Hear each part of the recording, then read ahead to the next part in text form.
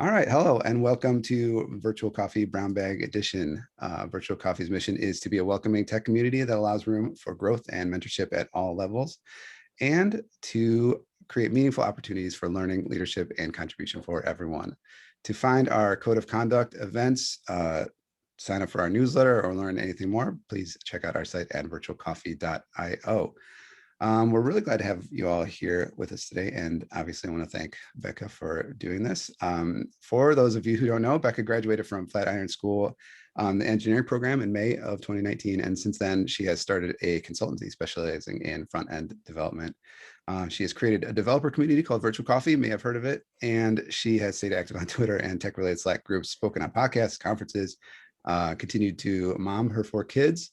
Prior to tech, she spent 10 years teaching college English, 3 years organizing community events, and fully embraces being a writer of many genres: code, nonfiction, screenplay, poetry, and curriculum. And so today she is going to be telling us about using a person-centered approach in tech. So thank you, Bekah, and take it away. Thanks, Dan. I am going to share my screen. It's not the screen I want to share. Here we go. Now where did everybody go? We're still here. But I can't see you. Let me figure out how to do that. Where it keeps disappearing you every time. Wait a minute. Let me stop and try again. Okay. Is that me? Nope, I don't want to do that. It wants me to restart my computer. No. Okay, well, I'm gonna go ahead. I cannot see anybody. So feel free to just go ahead and jump in with any questions or comments you have. And then also, if you want to raise your hand or do in chat, I will keep an eye on everything, and I can jump in as well. So feel free. Thank you. And now I lost my notes. So excellent. This is a good way to start. Here we go. Okay, so today I'm going to be talking about using a person-centered approach in tech. And let's see. Okay, so what is this idea of a person-centered approach? Well, first of all, I stole this idea from healthcare. Healthcare, the idea of a person-centered care approach is when you're looking at the whole person, when you're not just seeing a patient or symptoms, when you're looking at the context and understanding that there's a unique individual that's there with needs and deserves care and respect. And so for me, I think that this is a model that can be applied not just in tech, but across a lot of different industries. And I will say that I have not always felt this way. And so in the past 5 years, this has definitely been a shift for me, because prior to this, I was probably more focused on the idea of just going for things and getting things done, and just keeping focused on what the goals are rather than the people and the community that are involved in these things. And so I just felt like I should say that, because it's not something that I've always been good at doing, but it's something that I'm working at. And I think that we all can work on it. We can all move forward.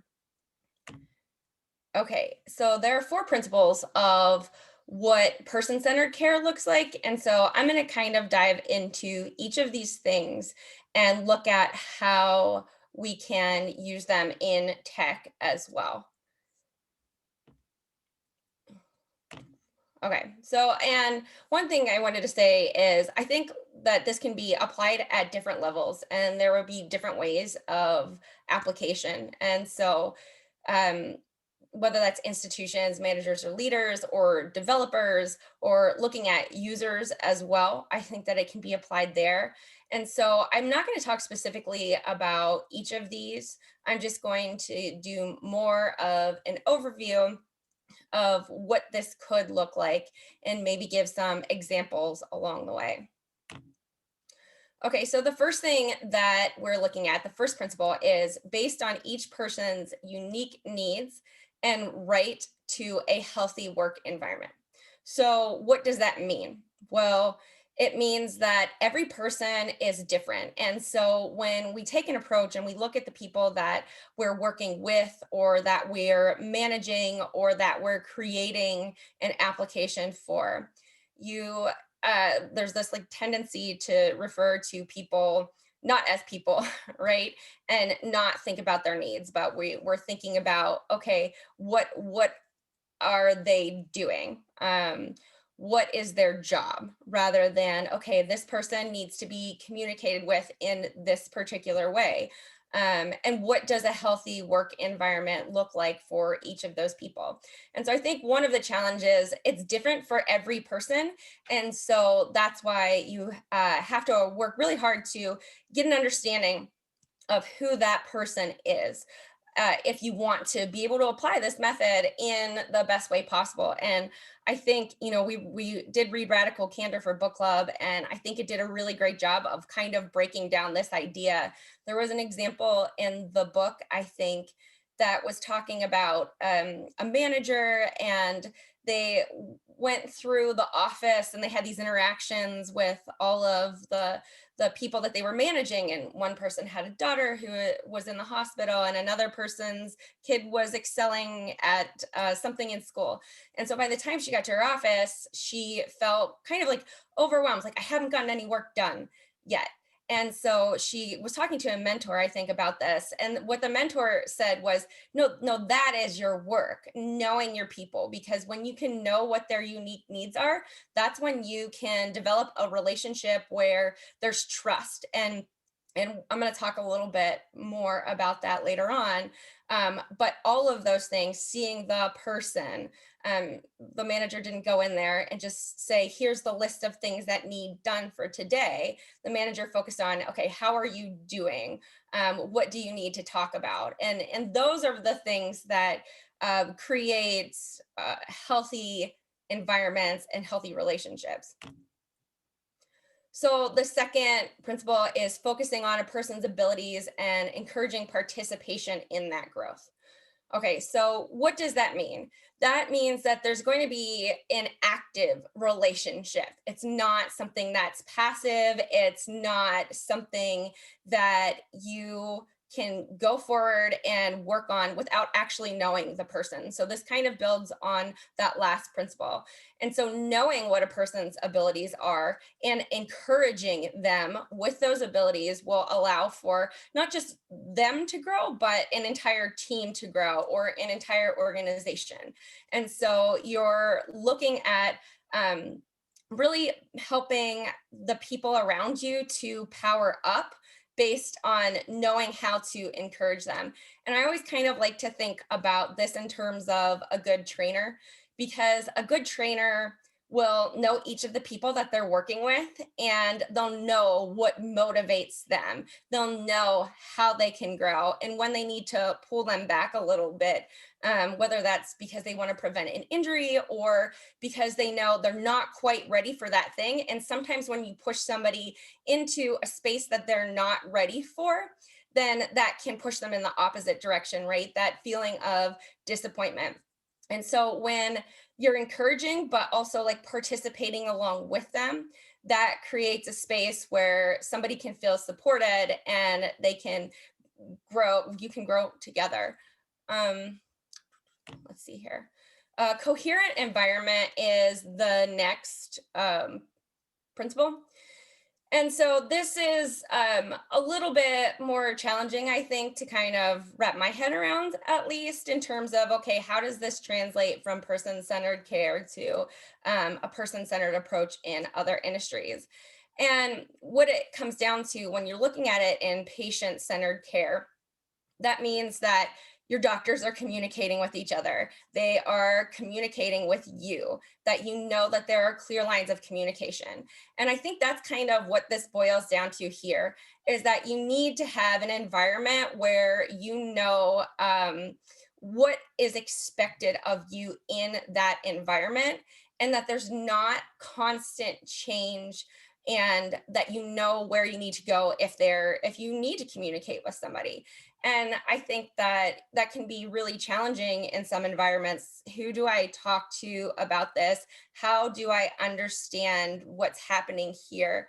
And how do I participate in this environment if I'm confused or lost? And in some ways, this is kind of like the roadmap for what you're doing. Here's a process, here is a system, these are the people, and this is the way that things happen here. And so all of that goes towards creating a safe space and a space that people can grow and thrive in as well. Okay, and so the fourth principle here is always approaching people with dignity, compassion, and respect. And this pretty much should go across all industries, I think. Um, because each person, I'm kind of a firm believer in, like, I want to meet every person where they're at and think they're probably doing the best with what they have and they can right now. And I know that there can be certainly exceptions to that, but for me personally, sometimes I have a tendency to have a first impression of somebody that's not the best first impression.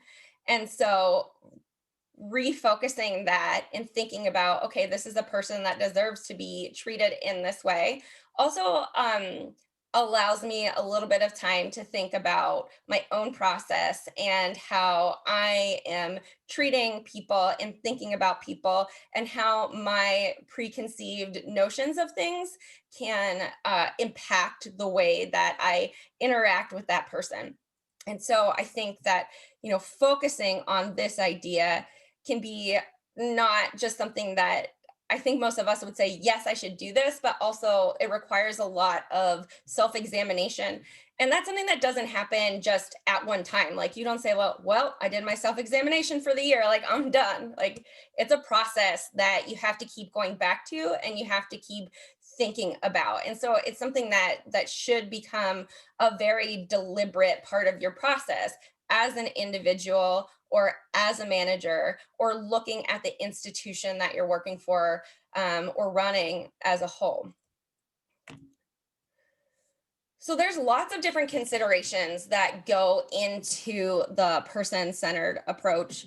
But before I jump into that, are there any questions? There don't seem to be any questions at the Thank you. moment. Can't see anybody, so. Um, okay, so some of the things that you need to think about are a person's abilities, their resources, what their wishes are, their health and well-being, and social and cultural factors. And so the whole idea is seeing the whole person and how they're influenced in their own lives into the person that you see in front of you. And so for a lot of us, we don't see all of these things, or we don't talk about these things. And sometimes they can feel like really hard things to talk about with other people.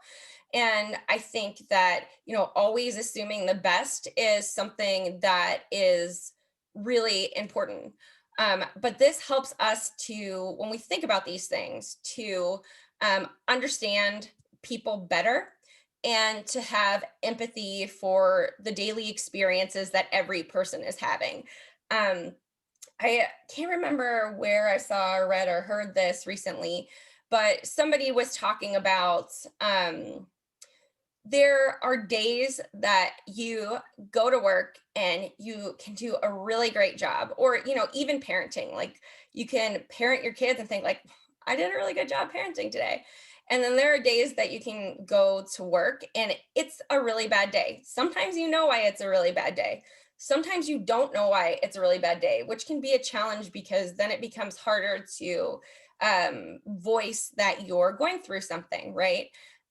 But the idea here is that it should be okay and it should be acceptable to have bad days. And we're not robots, right? We are human beings.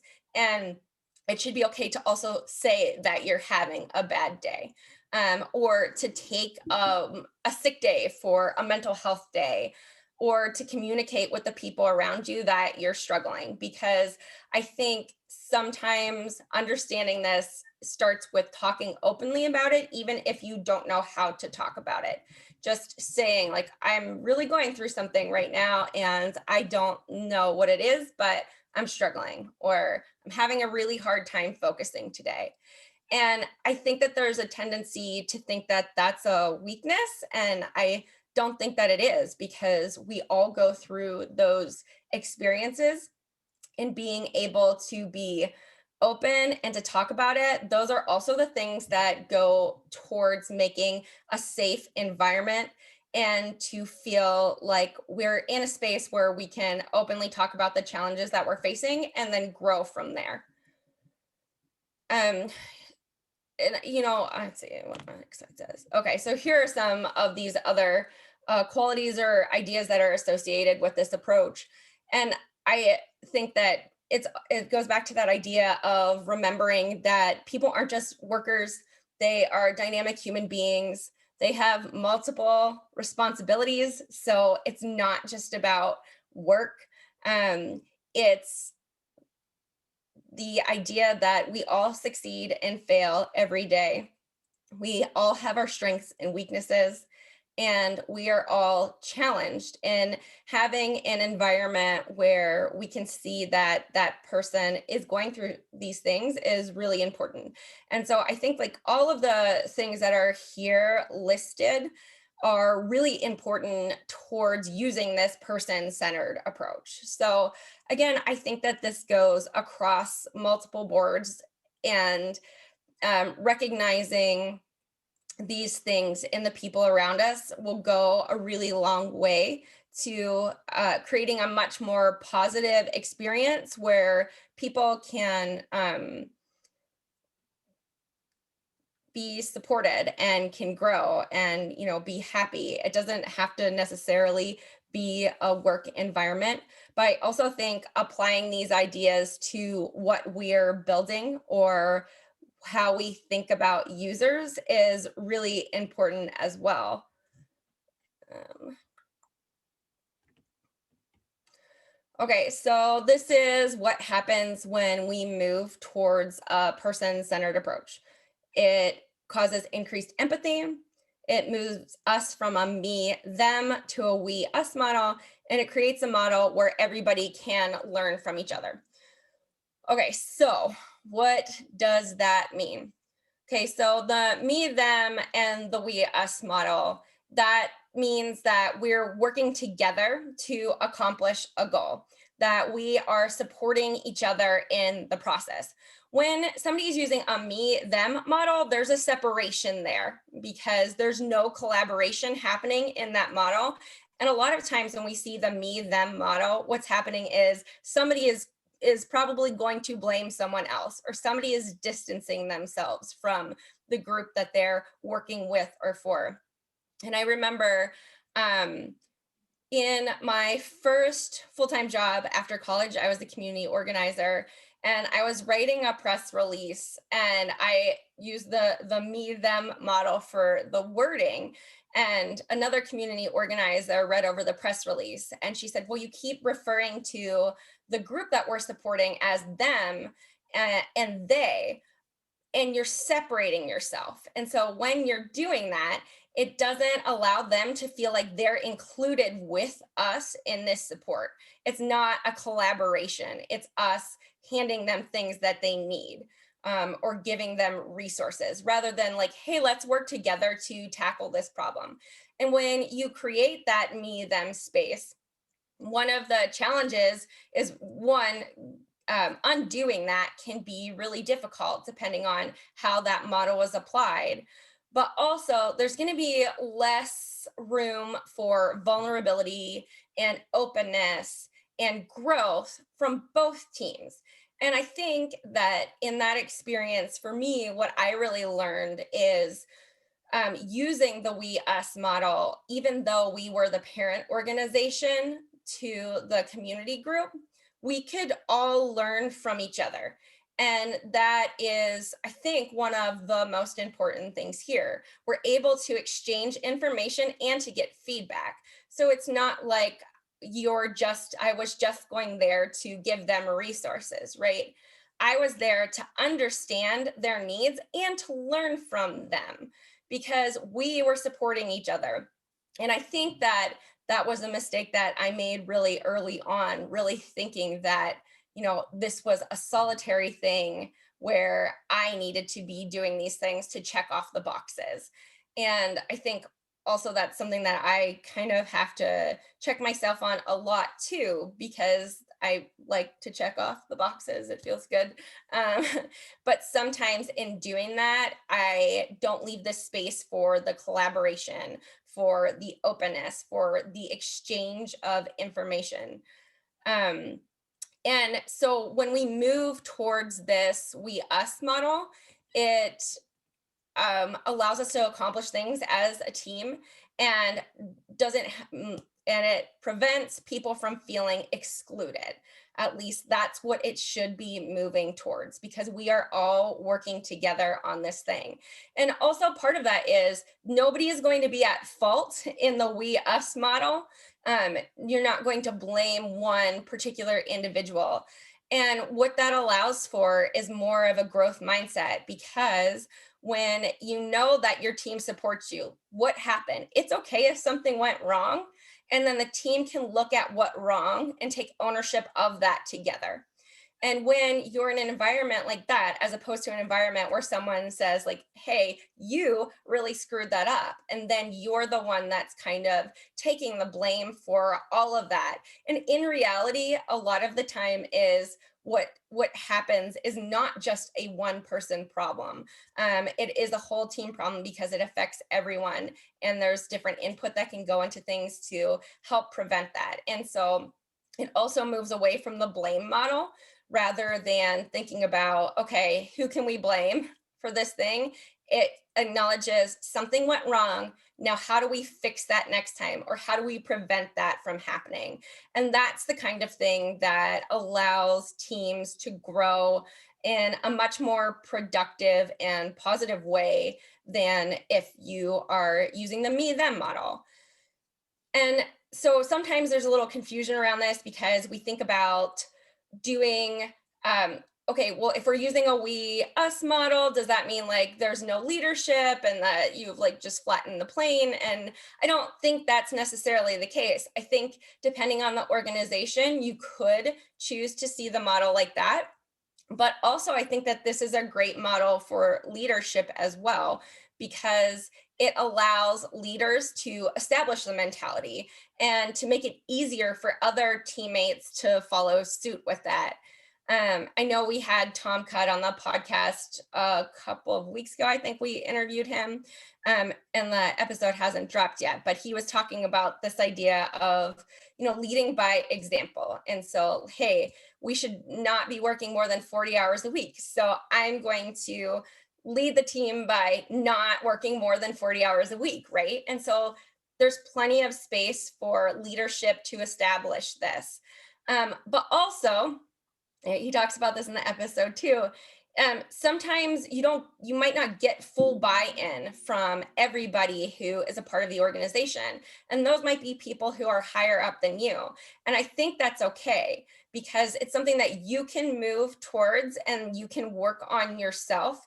And then maybe leadership can see the value of that and they'll accept it as well. So it's not to say that just because you're not in a leadership position, you shouldn't try to do this thing, because I think really at any stage you can try and use this model, or apply it and then see where it goes from there. I also want to say too that if you are in a leadership position, having this we us model can be a challenge, and there will be some people that maybe have been doing things using the me them approach for a really long time, and they're not on board with what you're doing.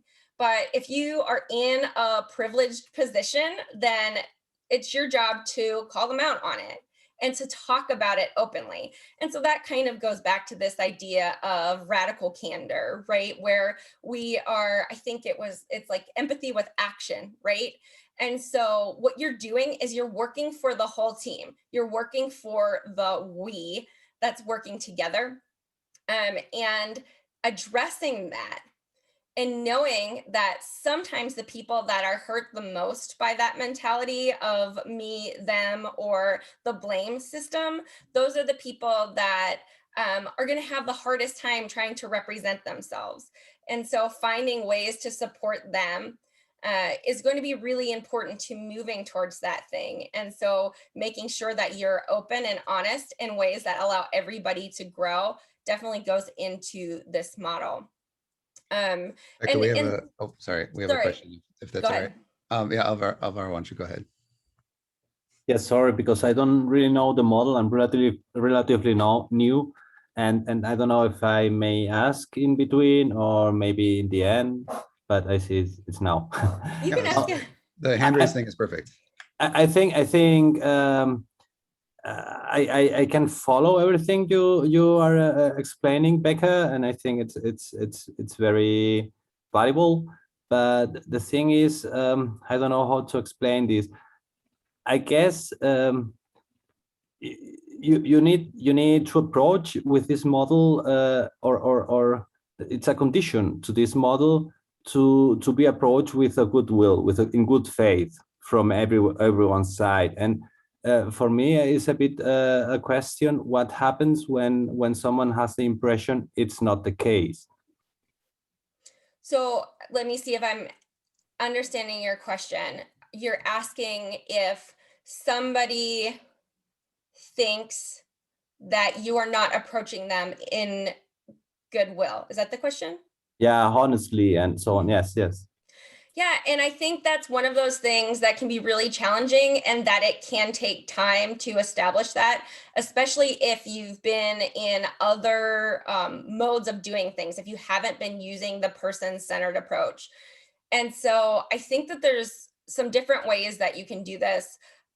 Lately, I've been very much in favor of overly communicating rather than under communicating. And so I try and make clear, like, this is how I communicate.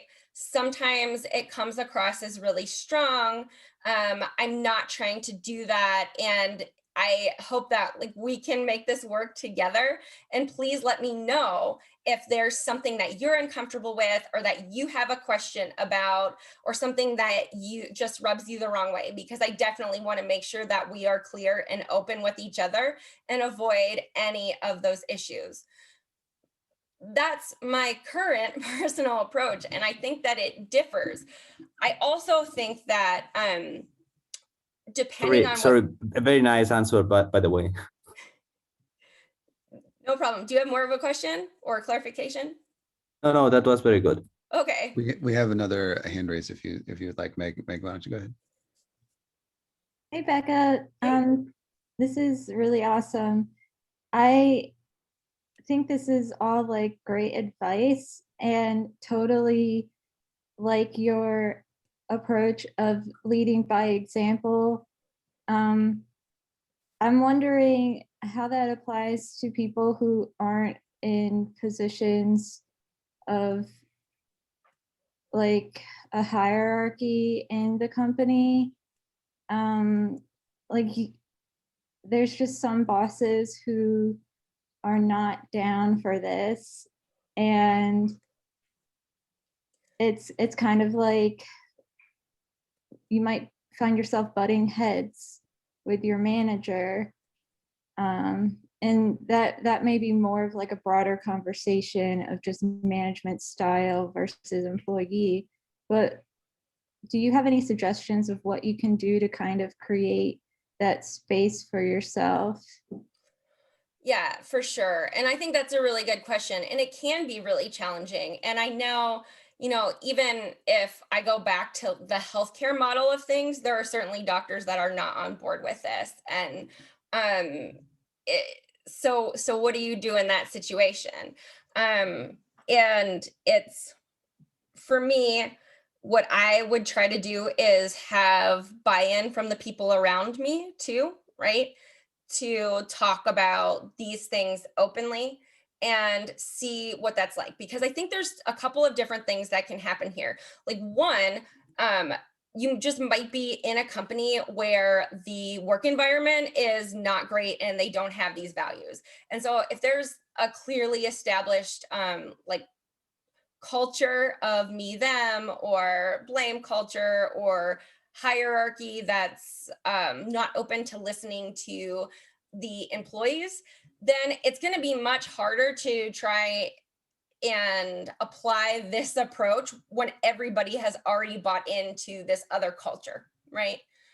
um and so that's maybe a little bit more challenging for sure to deal with, and Yeah. that's the point where I kind of think about, all right, is this the place for me? Because I think at some point you have to say, yes, I want to help change this organization, but at some point it's not worth your own mental health.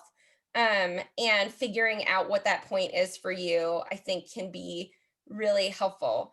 But if you see this happening, um, but you also get the feeling or you recognize that other people aren't on board with that, with leadership acting in this way, then I think what you do is try and work with the people around you and apply that method as best as you can. And so as part of that, I think, I don't know, I've just kind of been on this idea of creating ripples, right? Like sometimes it's not one person, most of the time, it's not one person that's changing things, but that person talks about it with somebody else and that creates a ripple. And then that person talks about it with someone else. And so then you just continue to have these ripples. And sometimes that's able to reach leadership. Sometimes that working it with that model and finding other leaders in the organization that will also buy in and say like, hey, look at how this has helped the people that we're working with.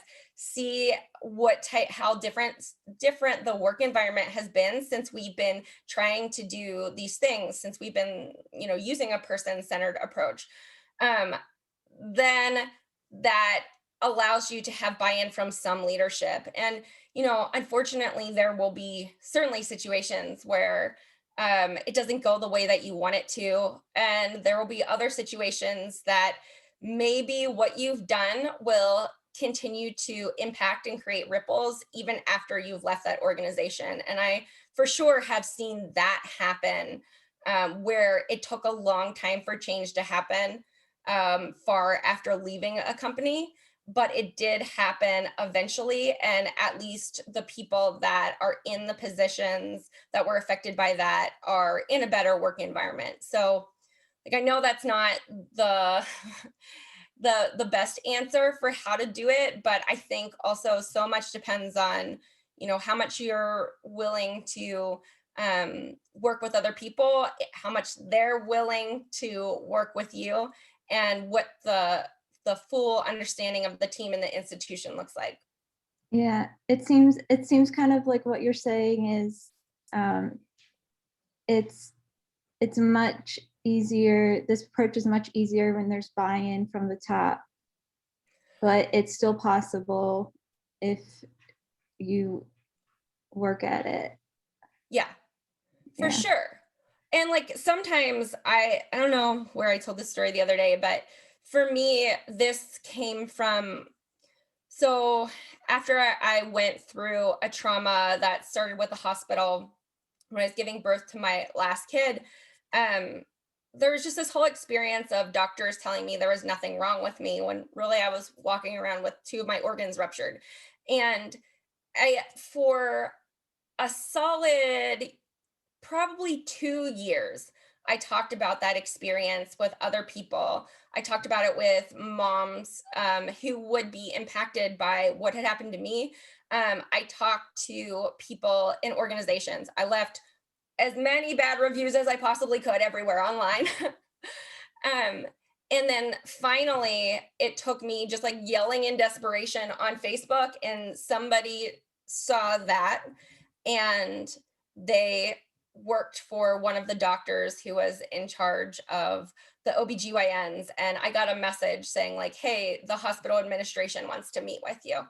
And this is what I focused on in that conversation, because I don't think that anybody was to blame for what happened to me, but the impact was how I was treated after it happened. And so it did lead to significant changes in the hospital and the organization. Um, and it wasn't like the traditional, like, let's get everybody to buy into this thing, because sometimes whoever yells the loudest is the one who gets listened to the most. And, that's unfortunate, but, finding ways to make change is sometimes things that you have to do in the ways that you are most comfortable with doing them in the moment. We have one more question if you would Yep. like. Nick, why don't you go ahead? Oh yeah, I was just kind of touching on what Meg was asking. I think this is why it's so important if you're starting a company or you join a startup, that these are things you have to do like really, really early on, because it sets the tone for the entire company. I use my company for them because like I feel like they've done a lot of these things, but this is definitely a lot harder. Like the last company I worked at was like 40,000 employees, and when you come with a proposal like this, I don't mean this in a negative way. It'll be like you'll try to move the needle, but because there's so many people, it takes a lot of time for this kind of change to happen. And it's still definitely worth doing these things. It's just you'll probably get more pushback because it's typically old white guys. There's a lot of old white guys where I worked before. They're not bad people, but I just mean, it's like the mindset's a little different, like the kind of like when I was a kid, we didn't do this, whatever, or what's a DVD, but yeah, no, just to say it really depends on the size of the company too. But definitely these are all great things. And I think if you're somewhere starting off in a small company, these are things to like bring up. And these are probably even really great things to ask in an interview potentially, like how, don't necessarily have to go into the whole, all of Bekah's talk, but I mean, just like, some kind of cues to see if like this is, is the company like this or is it like this? I don't know. Anyways, sorry, I'm having a lot of brain barfs the past couple of days, so I'll be quiet now. I think that was great. I think we're caught up on questions and stuff. Thanks. I'm gonna keep moving.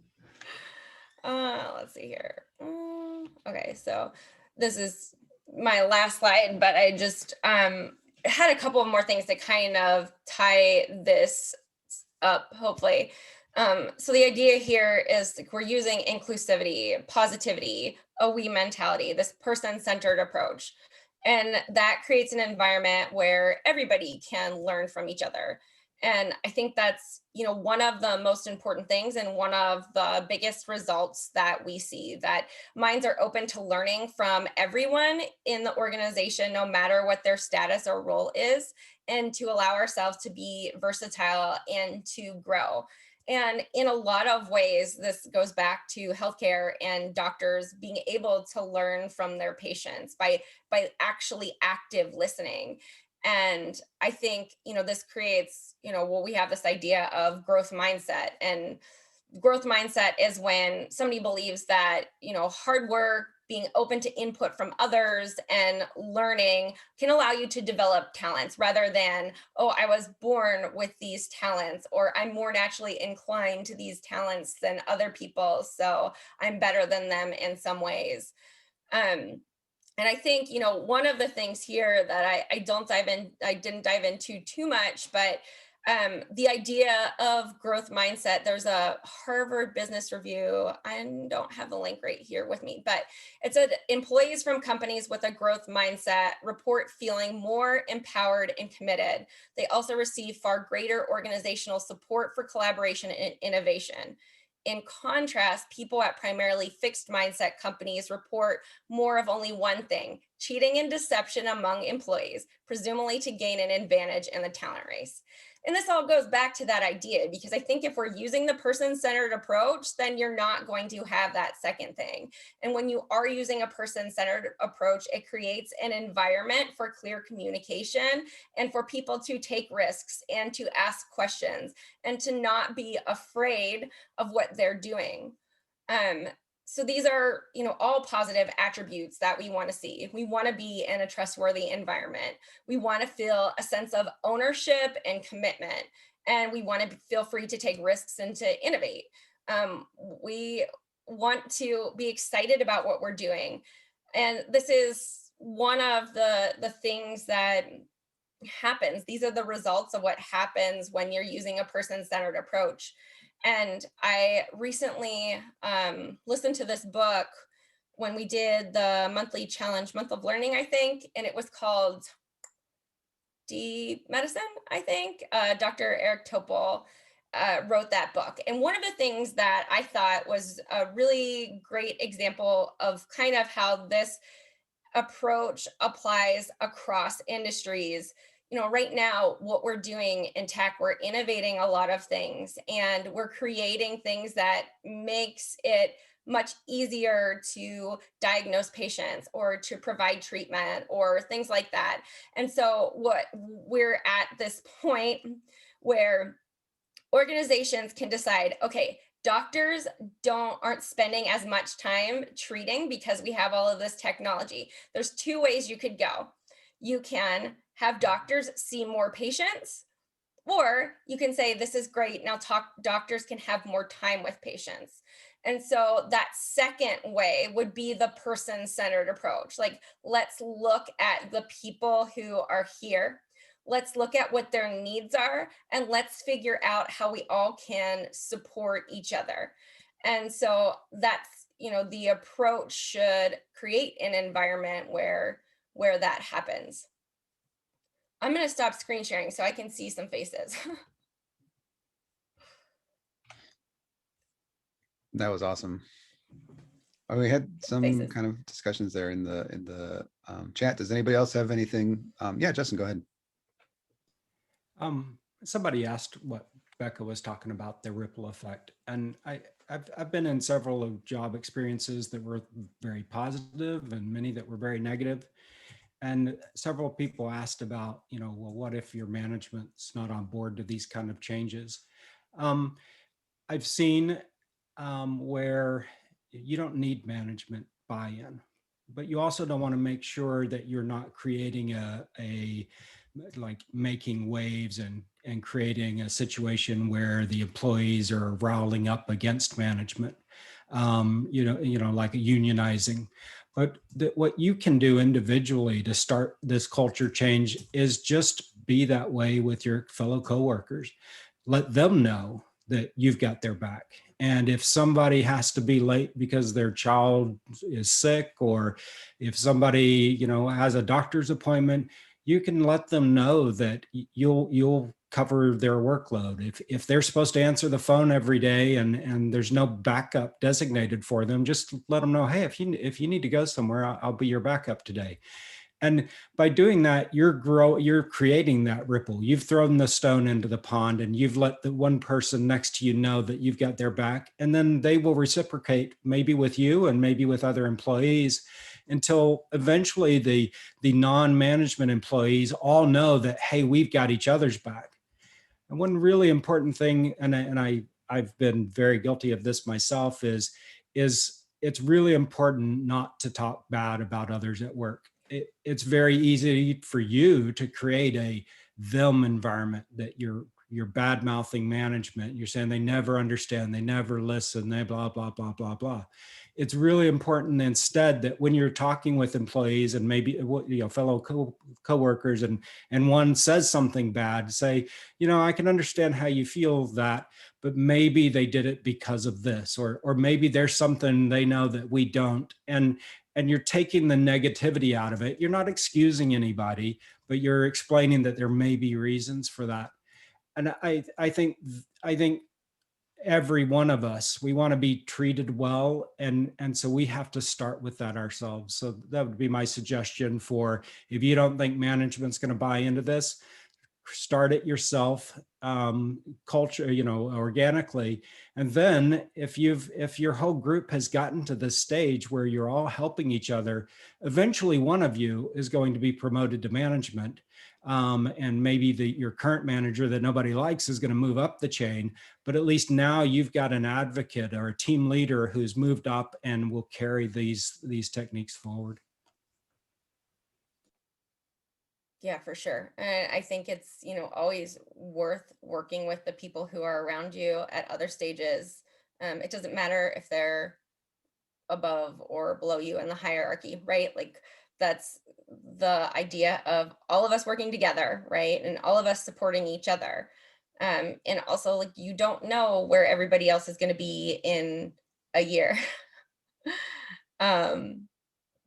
So somebody might, have a position where they can make change, or affect it more quickly than you think. But for sure, like going back to what Nick said, for sure, it takes time in a lot of places. And so sometimes it's about patience. Sometimes it's about like recognizing what is a healthy environment for you, and whether or not anyone is willing to change.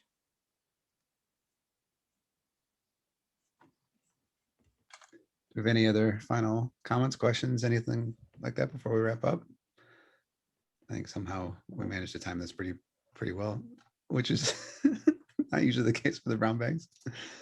Okay, well, cool. Well, if there's nothing else, then I just want to say thank you so much to Becca. Oh, we have one more hand raise. Yes, Alvaro. I just want to comment. Someone, Sahil maybe, asked about different cultural contexts, and I think it's a very, very important and interesting question, and a very difficult one too. So it's a pity not have gotten further into it.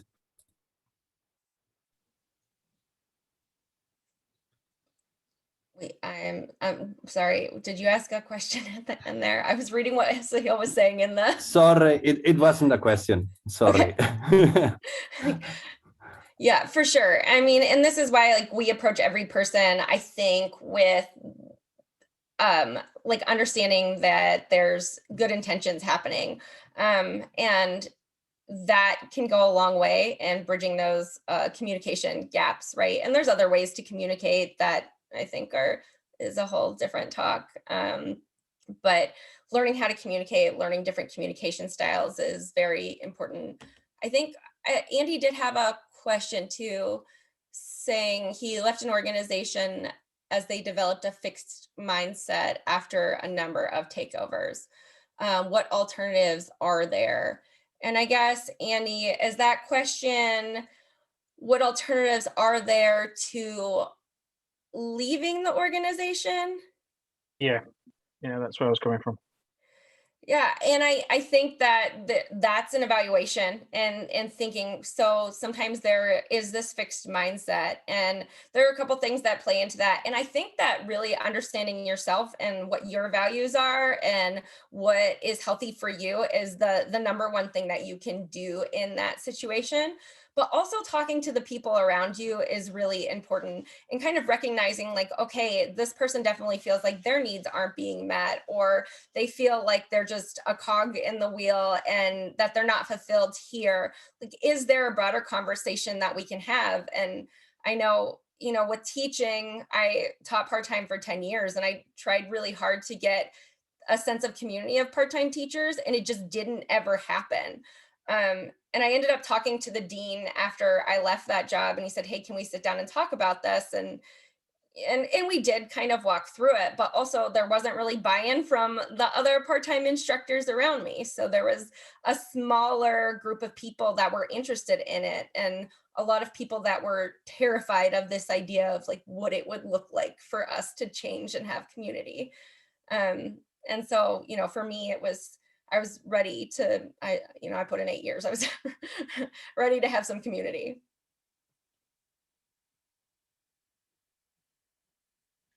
Thanks. Yeah, that's pretty great. Okay. Anybody else? Any final thoughts, questions, anything like that? Okay, cool. Well then, thank you, Bekah, so much. This was very awesome. This is Bekah's first brown bag, and I personally think she did amazing. And thank you everybody for coming. We will hopefully get this up, the recording up as well, you know, hopefully pretty soon. Obviously, as always, check out virtualcoffee.io and you know, Slack for any future events or announcements, stuff like that. If you want to keep talking about this, there's the Brown Bags channel on Slack, you know, or feel free to, you know, hit us up pretty much anywhere that it seems appropriate. And yeah, I don't know, is there anything else? If there's not anything else, then everybody have a good rest of your Friday, and we'll catch up with you later. All right, thank you. I like everybody. turtles. Thanks, everyone.